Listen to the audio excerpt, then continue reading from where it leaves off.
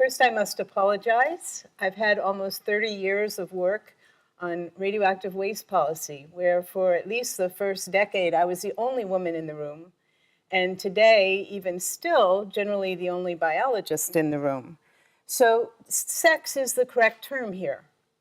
But if I walk into such a room and start talking about sex, I've lost them immediately. So I do use the term gender broadly in the sense of the body.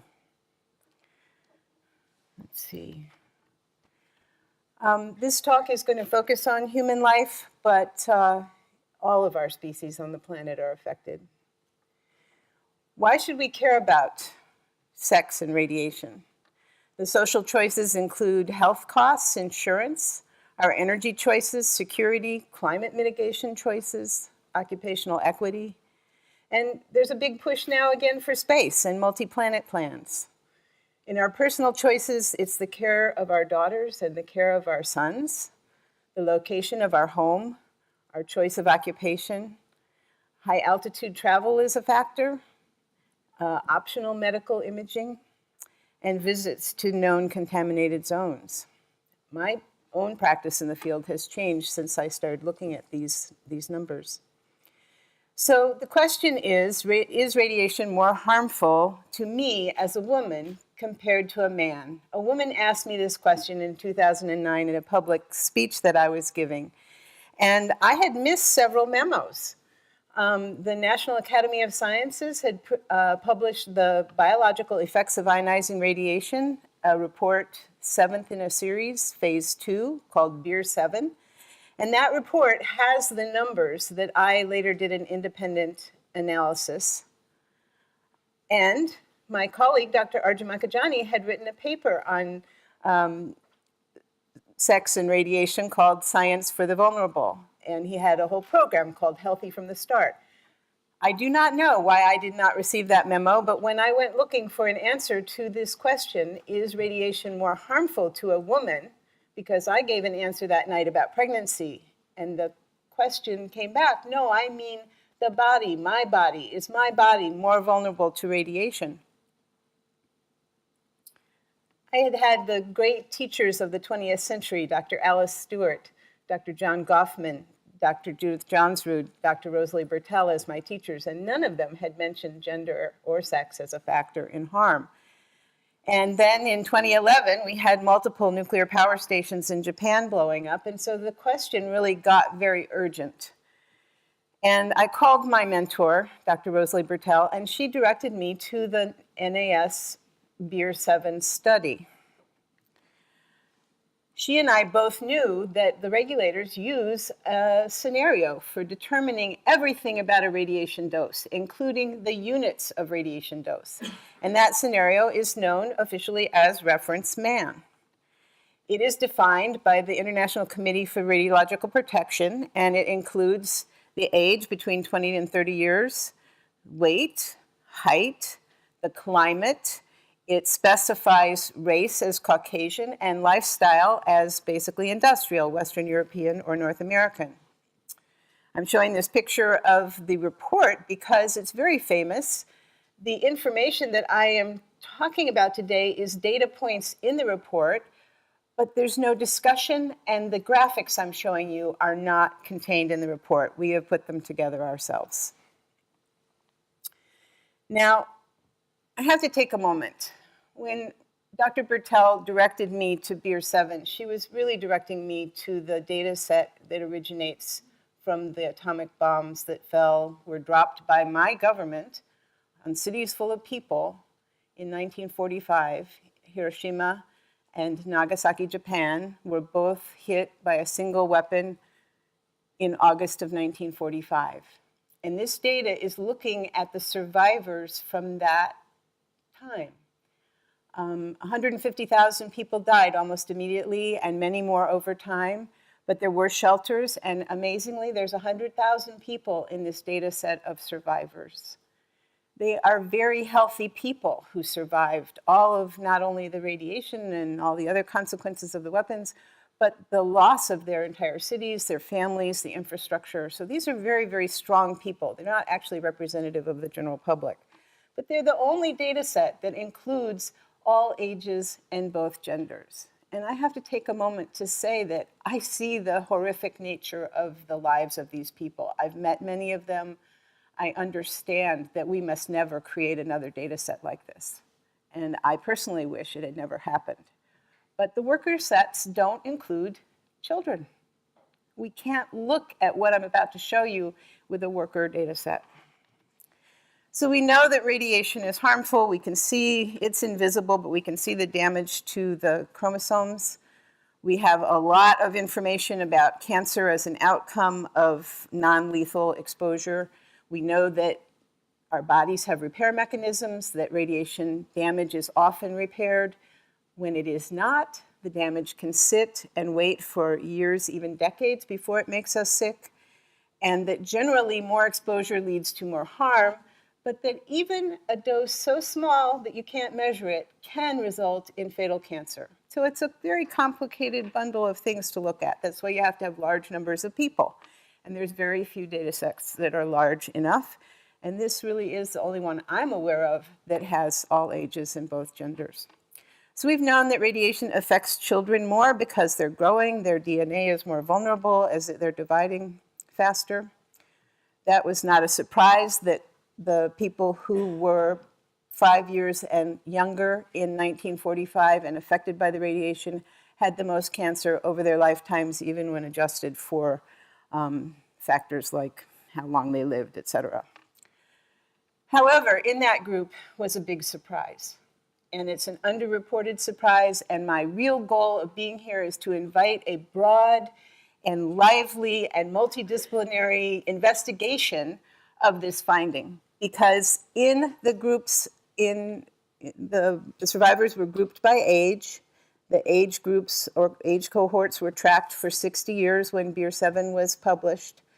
And in the youngest age cohort, birth to 5 years, for every boy who eventually got cancer in his lifetime, cancer incidence, 2 girls got cancer in her lifetime. A doubling. In biological research, that's a big deal. So here is the same information in graphic form. I'm going to show you this same graph several times, so I'm going to take a moment to walk you through it. At the bottom is the age that people were in 1945 when they were exposed. This is not the age when the cancers came. The cancers are over the entire lifetime. The pink line is girls, the blue line is boys. You can see there's a difference across the entire plot, but that the difference is greatest in young children, which is a huge set of questions, research questions right there in terms of it being the youngest children. I'm going to come back to features of this picture, but again, this is 60 years of data across each age cohort of exposure. Unfortunately, many regulators think that little girls are a subpopulation. Little girls in Chicago or London are a subpopulation, but little girls are an inextricable link in the human life cycle. So taking the most impacted, the little girls 5 years and under at the time of the bomb, compared to the man who is most close to the reference man, there's a whole order of magnitude difference in cancer incidence. This is not just a red flag, that's a siren going off. And again, the cancers from childhood exposure come across the lifetime. We're not talking about a tenfold increase in childhood cancer. We're talking about a tenfold increase in female cancer. Now there's a difference in terms of those who are exposed as adults. The difference is smaller, but it's still significant to me that for every 2 men who now long-term, fatal cancer, not just incidence, fatalities, for every 2 men who died of cancer from their exposure, 3 women died. That's what kept me indoors in Japan, because it's true even at my age. Now, 2011, I started looking at all this. Here it is, 2018. I have to tell you that I kind of got pulled into the diplomatic end of all this. Diplomats at the UN invited me to help reflect on humanitarian law as is in relevance to nuclear weapons. And I am so pleased and so proud that 59 nations have signed the new convention on the prohibition of nuclear weapons, and this is an excerpt from the preamble, cognizant that nuclear weapons pose grave implications for human survival, the environment, socioeconomic development, the global economy, food security, and the health of current and future generations, and have a disproportionate impact on women and girls, including as a result of ionizing radiation. Clearly, increased cancer is not the primary outcome of a nuclear weapon, but it was news, and it caught the attention of people who had become jaded to this topic. And I'm just going to say that that is a very limited application, and yet it is such a global consequence that we need to look at the fact that over 2,000 detonations actually occurred. That's not the fallout, that's where they occurred on the upper left. The right is is that how many minutes? 5, okay, 4. The right is the dose distribution due to milk consumption, so children included, from tests from the Nevada test site over time, aggregated total doses. So that's a very widespread population level. And this is the reconstruction of measured cesium-137 from one single nuclear power plant, Chernobyl, in 1986, exploding and burning. So I'm just going to now move pretty quickly into what is the context for these findings. There's natural background, and we're going to look more at that in a minute. It creates natural cancer and natural leukemia. Radon gas, as we make our homes more efficient, if we don't test for it, it can cause a real problem, very high levels. Air travel, our atmosphere is a radiation shield. When we take those high altitude flights, we get very short exposures, but children are flying more and more. And this is a concern. Medical and dental diagnosis, there's less radiation per image, but our practitioners are ordering a lot more images, just like small cars and fuel efficiency. Interventional radiation is used in surgery more and more, so you may have a treatment that also has a sidecar of radiation. And then we live near nuclear facilities that are permitted to release radiation. But my focus is turning to where it is day in and day out. And part of that is the medical arena, in which a little girl, if she had this information, should never have to stand up to her provider. It's incumbent upon society to start figuring this out. So do we see a gender factor, a sex factor in radiation harm in other species? These are good research questions. I'm sure there are many more. Is there a difference when the radioactivity is internalized versus these external exposures from things like the A-bombs? And why? The big question, why? People have said, but they haven't really asked in research or tested, is it the percent of reproductive tissue, male versus female? How about fatty tissue? Rate of cell division or other maturation factors. Girls hit puberty faster. Could that be part of it? A very important research question that has been asked and answered is whether the many small doses from things like dental x-rays and taking those flights, if they add up to the same level in my graph from the A-bomb exposure, is the risk similar? Is there a difference in dose rate? And this now has been answered pretty conclusively from a worker data set called InWorks, published in 2015 by David Richardson, that the risk is the same. Doesn't matter if you get lots of little doses or one larger one. So we don't have very many case-controlled data sets, and I'm not going to go through all this except for to say that big data is often not the same or comparable to a case-controlled data set. Going to the adult issue, I'm going to skip over these, get to a couple examples. This is USA data posted online. Radiation therapists. Radiation is part of the job. It's going to vary widely how much any individual gets, but 73.5% of US radiation therapists are female. Now, they are tagged radiation workers. They know that they are getting radiation, but there is no knowledge widely that males and females are affected differently, and there is no disclosure. Flight attendants, not tagged as radiation workers. US data, again, 75.6 are female, and again, no information.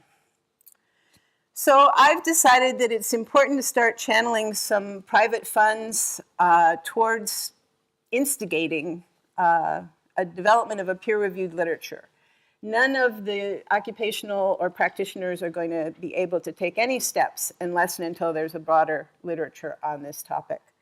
And so the goal is to do that, to do side sessions and symposia, much like these gender summits, but specific on radiation and human health.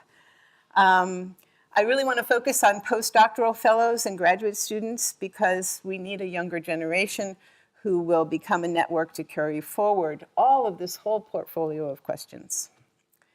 All right, I just want to mention that Reference Man really doesn't do a very good job even for males. In the historical perspective, the scenario was based on the early workers who were all military and paramilitary males. And the problem is nobody stopped to evaluate whether that was representative of the general population. And even for males, if you add the data points of the boyhood exposure, the boys who were 5 years and younger, there was a 5 times greater cancer incidence. So radiation regulation based on Reference Man results in systematic underreporting of radiation harm for the global population. I'm going to stop there. Thank you.